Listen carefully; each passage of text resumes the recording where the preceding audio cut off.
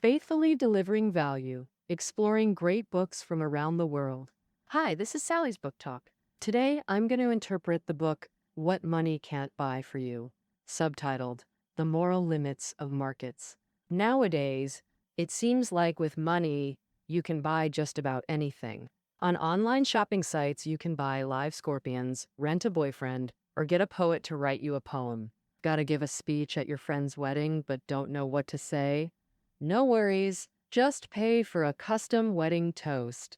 In parts of the US, nonviolent offenders can pay $82 a night for a cleaner, quieter cell. Heck, even life can have a price tag. Pay up, and you can buy organs or surrogacy, even if it's illegal. So what can't money buy? Should there be limits to how far the market invades our lives? That's what this book dives into. Michael Sandel, the author, is a fellow of the American Academy of Arts and Sciences. He teaches philosophy at Harvard and is one of their most popular profs. Sandel's great at asking deep questions that get people thinking about society on their own. His Harvard course, Justice, What's the Right Thing to Do? The videos are all over the web. There's a book by the same name. We've covered it here on Sally's Book Talk. Back in late 2012, Sandel visited China, speaking at Xiamen University and Peking University about what money can't buy. The hall was packed with nearly 1,000 people. To Chinese students, Sandel's a total academic rock star. On money and justice, Sandel thinks cash can buy a lot, and the market gives us real benefits. But markets should have limits. When they invade non-market zones, like family, health, education, or civic duties, it crosses moral lines and raises ethics problems. If we turn a blind eye and let markets overstep, we'll face backlash from the market economy. In the book, Sandel dives into conflicts between markets and ethics, tackling how to handle clashes and draw market lines. Next up, I'll break it down into two parts. First, how does the market harm ethics? Second, how do we resist the excessive invasion of the market? First, let's talk about part one. Where does the market's destruction of ethics show up? Today's market economy has made people's material lives unprecedentably rich. All sorts of goods or services can be traded on the market. This makes politicians, financiers, and many ordinary folks hold a market triumphalist view, believing that as long as the market develops freely, it'll keep bringing prosperity and freedom, and that ideal life of abundance, morality, and everyone living happily will just come naturally. But the 2008 global financial crisis woke people from their market dreams. The chain of problems sparked by the subprime crisis made folks start re-examining things.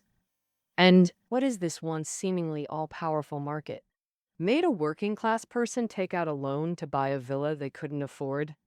And what else? Made banks willing to take risks and give loans to people with shaky repayment ability? Many would say the answer is human greed. But in the author Sandel's view, that's only part of it.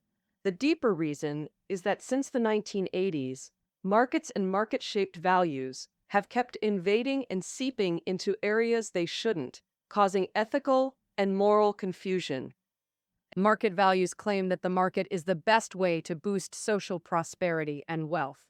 No other mechanisms come close. The market has such a knack for allocating and mobilizing resources. Once something's in the market, buyers and sellers efficiently get what they need. That's why more and more things that used to be off limits are now commodities circulating on the market. But the core logic of the market doesn't add moral judgment to transactions. For instance, a rich person gets sick and needs a kidney. A poor person needs cash, so they sell their kidney to the rich one. Purely from market logic, both sides act voluntarily to meet their needs. One pays to stay alive, the other sells an organ for money. But hey, is this seemingly fair quid pro quo transaction actually moral? Market logic doesn't ponder this question, and neither does the public that idolizes the market. But Sandel argues that not thinking about it doesn't mean the problem ain't there. In fact, the market undermines social morality in two ways. First, by wrecking social justice. Second, by corroding the true value of many things. First, let's talk about how the market undermines social justice. Social justice mainly has two meanings. One is distributive justice, like giving everyone equal basic rights and development opportunities. The other is procedural justice, like at the tax office. Whether you're rich or working class, everyone follows the same process. The most common example of justice in daily life is queuing, which follows the first come, first served principle. But in reality, many queues don't work that way. Like at theme parks where popular rides have long lines, visitors can pay extra for skip the line passes to get priority access. Or at airports, first-class passengers get fast-track lanes for security and passport checks, saving queuing time. People pay more to skip ahead in line. Essentially, this is trading money for time. So, if someone values their time highly and can afford it, they'll pay to skip queues, boosting personal efficiency. Sounds reasonable, right? Some economists actually endorse this pay-to-cut ethics. From a utilitarian view, they argue visitors save time by paying for skip-the-line passes, while venues earn more, a win-win. Through this mutual benefit, markets allocate resources efficiently, proving what exists is reasonable. This phrase comes from German philosopher Hegel, often used to justify existing practices. But people often misinterpret it. Let's clarify. Hegel's reasonable refers to objective reality, not necessarily correctness or truth. Applied to economics, paying to cut queues, even when common, remains fundamentally unjust in resource allocation. Take concert tickets. Scarce and hard to get, yet wealthy folks can pay scalpers exorbitant prices. This highest bidder wins approach ignores who truly values or needs the resource most. Wealthy folks buying scalped tickets may actually steal concert opportunities from broke diehard fans. That's hidden injustice. For non-fans, this injustice just means missing entertainment. But for true fans, it's a gut-wrenching loss. Similarly, if pay-to-cut schemes spread unchecked, more people's vital interests get hurt in more places. Then it's way worse than just missing a concert. Like at hospitals, pay extra, and scalpers will queue overnight for specialist appointments. But should money let folks cut the medical line? Which should really get priority in hospitals? Shouldn't it be the severity of the condition? In the justice system, market interference creates even greater unfairness. U.S. congressional hearings reserve public seats to ensure fair participation in justice. Regular folks got to queue days ahead to attend. But lobbyists want in too. They can chat up lawmakers for industry intel.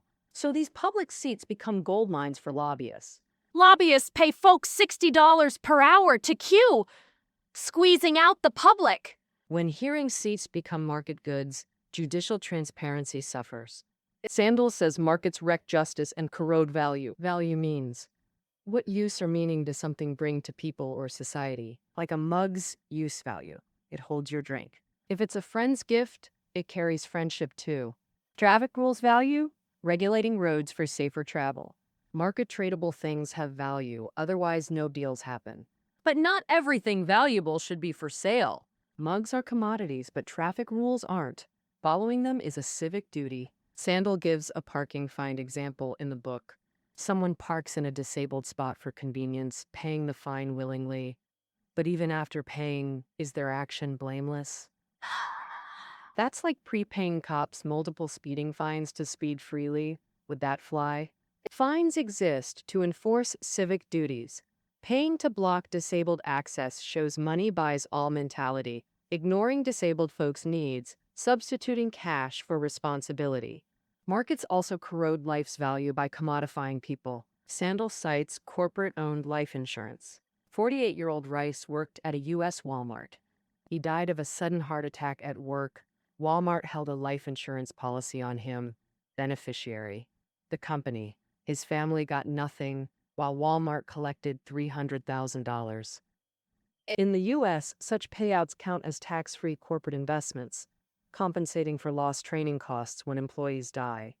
The money funds training replacements. Rice's widow was furious. Companies secretly betting on employees' lives felt like turning people into profit-generating futures. In fact, some 9/11 life insurance payouts went to employers, not victims' families. Insurance should pool resources to compensate for rare tragedies. That's sound financial allocation and how institutions profit. But companies secretly ensuring employees to profit distorts and corrupts the system. Life insurance began with good intentions, but now we're kind of obsessed with using incentives to push people into doing things.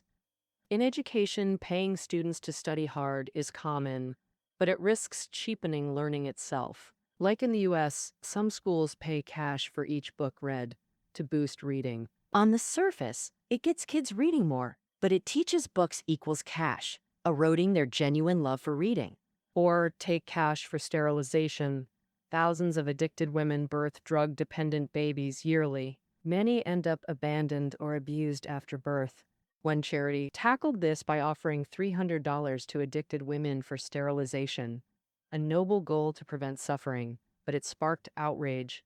Critics called it coercing reproductive rights or funding drug habits. Sandel argues the charity essentially bought reproductive rights for $300.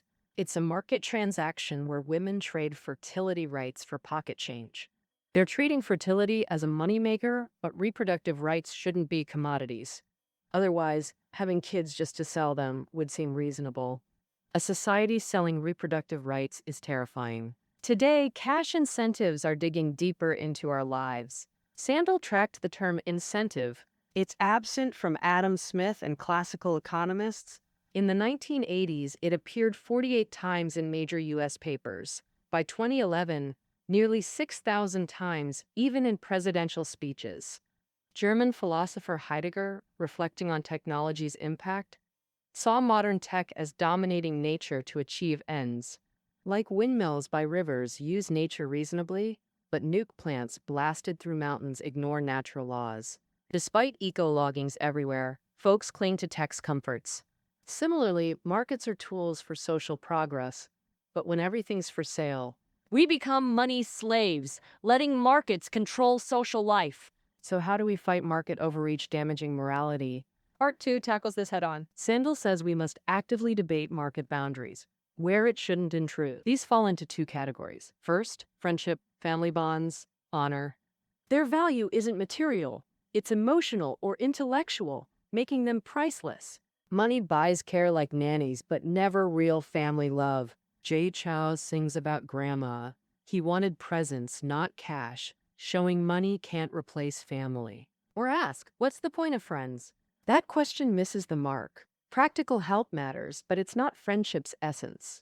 Real friendship thrives on mental harmony and emotional connection. Honor showcases someone's worth through recognition. A Nobel won't boost a physicist's knowledge.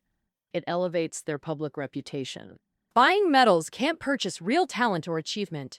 Paying for honors is vanity and robs those who truly earned them. The second category involves areas like life, health, education, and civic duties. Markets shouldn't intrude here. These things can be bought and function as intended. But marketizing them corrodes their ethical value and triggers moral decline. Like our earlier traffic violation example, market interference breeds rule disregard. Sandel cites an Israeli daycare finding late parents, yet lateness increased. Picking kids on time is both civic duty and respect for teachers' lives. Money reframed fines as overtime fees paid to the daycare. Once paid, late pickups felt justified. Even after ending fines, lateness kept rising. This shows money buys convenience but shatters social commitments. Take blood. Bought or donated blood works the same, so why prefer donations? Donations express civic duty and nurture altruism. Beyond near supply, real case, UK blood banks rely solely on donations. US mixes volunteers and commercial suppliers. Markets treat blood as a tradable commodity. Sellers earn cash, hospitals get supply. Seems perfect. But reality differed. The US system underperformed, with shortages, waste, contamination, and declining donation rights. Sandel argues commercializing blood eroded generosity and solidarity inherent in donations. This is the cost of buying the unbuyable, like organs, which must be donated, not sold. Once organs become priced commodities, the poor and vulnerable are pressured to sell theirs for cash. And imagine Fantine from Les Miserables selling her hair. Today, she'd likely sell a kidney. Worse, organ trade cheapens life's value, and human life is priceless. Thus, Sandel argues market reach into civic duties, health, education, or justice requires extreme caution. Market advocates offer two counterarguments. First, money doesn't corrupt non-market realms. Commercializing acts doesn't change them. Bought blood works like donated blood. Sandel counters. The issue isn't functionality, but commodifying the uncommodifiable. It corrodes donations' moral value. Second counter, morality is scarce. Overuse depletes it for emergencies. Excessive altruism drains our moral reservoir, like constant blood donation requests leaving less goodwill for other causes. Because kindness has fixed limits. Sandel says this misunderstands virtue's nature, like spouses hoarding love to preserve it, never showing affection, or kind people avoiding good deeds to save kindness, utterly illogical. Beyond reflection, ethical living requires understanding. Markets are means to good lives, not ends themselves. Philosopher Kant declared humans are ends, not means. Respect people for being human, not for wealth. If that person's just a worker, they're less worthy of respect. But when we price human organs, rights, even life itself, it's treating people like objects. If we don't resist the market's excessive invasion into moral realms, we're letting it become our master and willingly submit to its control. Hearing this, you might still feel confused. Market boundaries always seem blurry. What's the uncrossable line between selling hair, selling kidneys, and human trafficking? On this, Sandel doesn't offer a final answer. But what's certain is that market behaviors harming life, health, dignity, or corroding ethics deserve constant reflection and discussion. Currently, due to market overreach, the happiness of America's middle and working class is declining. The gap with the rich isn't just about buying yachts or luxury cars, but inequalities in education, health resources, political participation, etc., that are hard to overcome. That's why thinking and discussing what money can't buy has become more crucial and urgent. All right, that's the interpretation of what money can't buy for you. Reading notes are below the audio. See you next time.